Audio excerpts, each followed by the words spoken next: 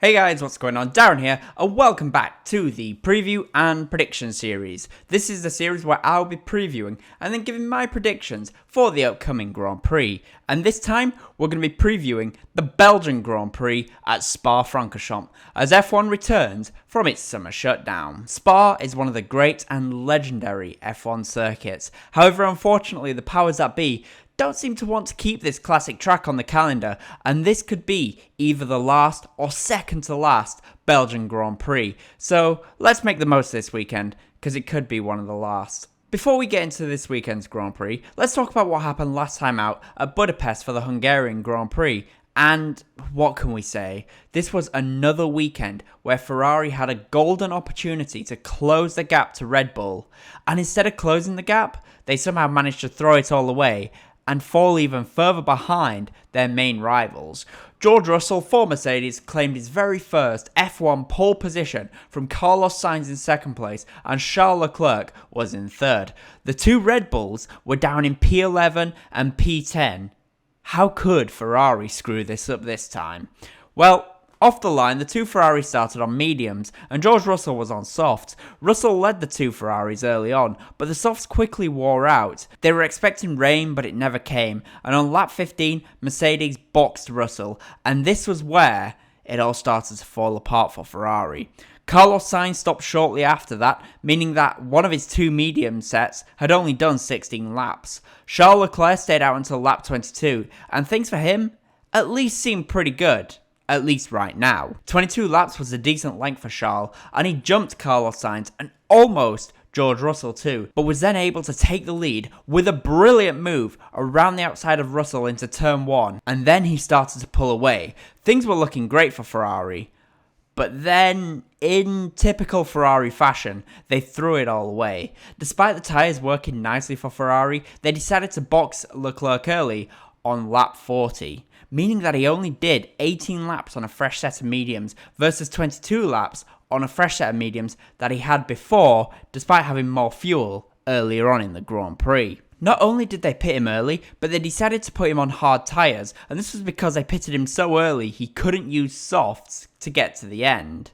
This turned out to be a dreadful decision, not only for Charles Leclerc, but for every other driver who tried the hard tyres, as they struggled massively for temperature and grip. And this turned out to be his undoing, as he dropped behind Max Verstappen on track.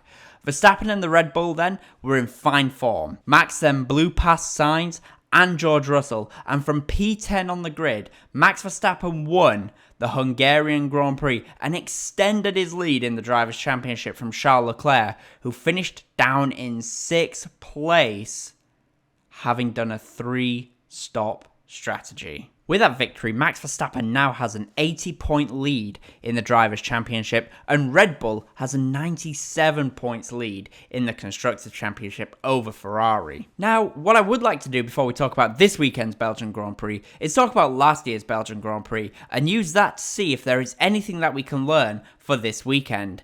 However, last year's Belgian Grand Prix was nothing other than a complete washout. The entire day was just filled with heavy rain that the cars just could not drive in. And in the end, the race was abandoned after doing only 2 laps behind the safety car. Now it is time for this weekend's Belgian Grand Prix, and hopefully the rain can actually stay away this time around, so that we can enjoy what could be the last race around the beautiful Spa-Francorchamps circuit. When it comes to the tyres, Pirelli are taking the C2, C3 and C4 tyres, like what they used in Hungary and France. However, unlike in Hungary, Spa is not typically very difficult on the tyres, and that's based off previous races. And with there only being 44 laps, the drivers don't particularly want to be making too many trips through the pit lane. So with that in mind, I think this race will probably be an easy one-stop, with the drivers starting on the medium tyres and then going to the hard tyres, probably around lap 20. They may box for softs if there is a late race safety car in order to spice things up just a little bit. The lap record is currently a 146.286 set by Valtteri Bottas in the 2018 Grand Prix. The overall fastest lap though is a 141.252 by Lewis Hamilton in the 2020 qualifying session.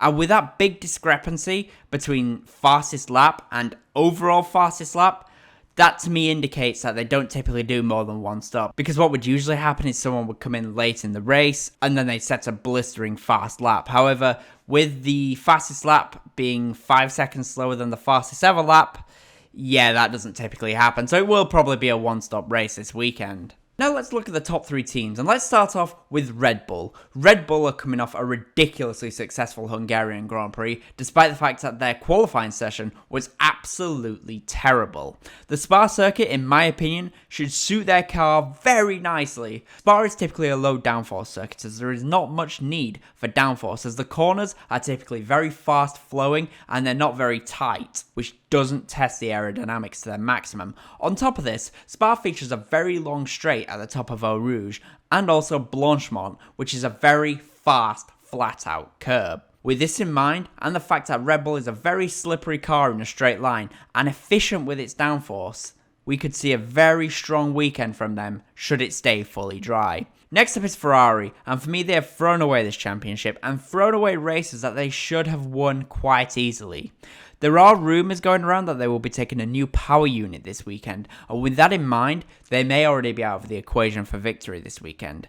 However, there is a chance for me that they can at least score a podium, and they need to score a podium at the minimum if they are to have any hope of continuing this championship fight against Red Bull. Next up is Mercedes, and Mercedes have vastly improved their car from the start of the season.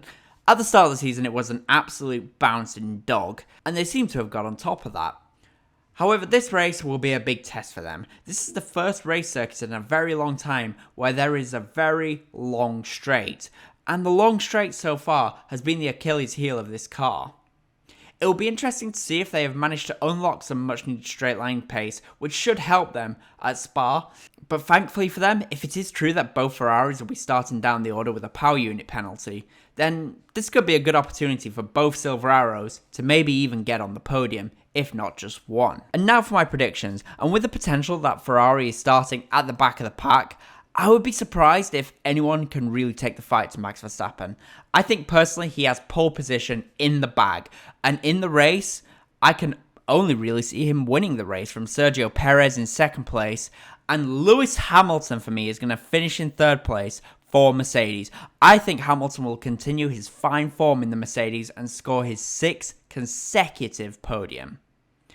In the midfield, I think that Alpine will be the top of the midfield team. They've improved massively as the season has progressed, and I think Budapest was a hint of things to come for them in the second half of the season. At least that is, of course, before they messed it all up and boxed for hard tyres when they really shouldn't have done that. Not only that, Alpine have shown to be a very fast car in a straight line, and against their main rivals, McLaren have shown to be the slowest car in a straight line. So Spa is going to be difficult for the McLaren team, and I think this then makes it a great opportunity for Alpine to be the top of the midfield team. But that is what I think. The question is though, of course, what do you think? Who do you think will be on pole position, and who do you think the top 3 will be in the Grand Prix? Let me know who you think will win, let me know who you think will be in second and third, and also let me know who you think the top midfield team will be.